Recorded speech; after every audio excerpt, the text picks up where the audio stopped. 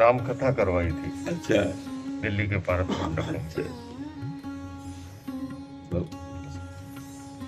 विश्व शांति केंद्र जो बना है भारत का पहला, और यूक्रेन और रशिया का जो विवाद चल रहा है, आज आपसे खास दुआ लेने आया हूँ कि वहाँ जाकर के उसके समाधान के लिए हम प्रक्रिया में आगे बढ़ रहे हैं।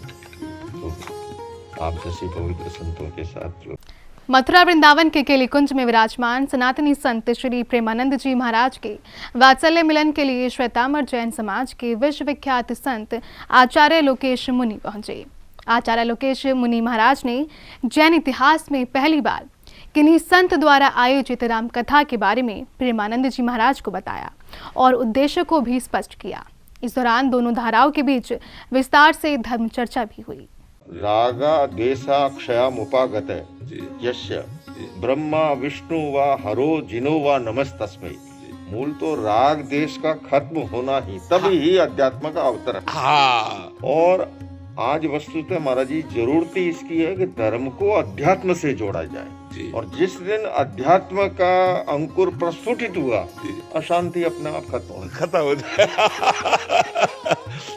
इस दौरान आचार्य लोकेश मुनि जी ने प्रेमानंद जी महाराज द्वारा युवाओं को सदमार्ग पर चलने की दी जा रही प्रेरणा की सराहना की और कहा कि वे अपने प्रवचनों से देश की रीढ़ को मजबूत कर रही हैं। सुनते थे इतिहास में बुद्ध ने घर छोड़ा, महावीर ने छोड़ा, आपने काशी पधारे, काशी से आप यहाँ पधारे, और जो आप गंगा बहा रहे हैं, इसकी जरूरत है। खासकर युवा पीढ़ी को जो आप मार्गदर्शन देते हैं, जो अध्यात्म का, हमको बहुत अच्छा लगता है कि जो हमारे शरीर में स्पाइनल कॉर्ड है, मेरुदंड है, रीढ़ की हड्डी है, समाज में वो स्थान युवाओं का है।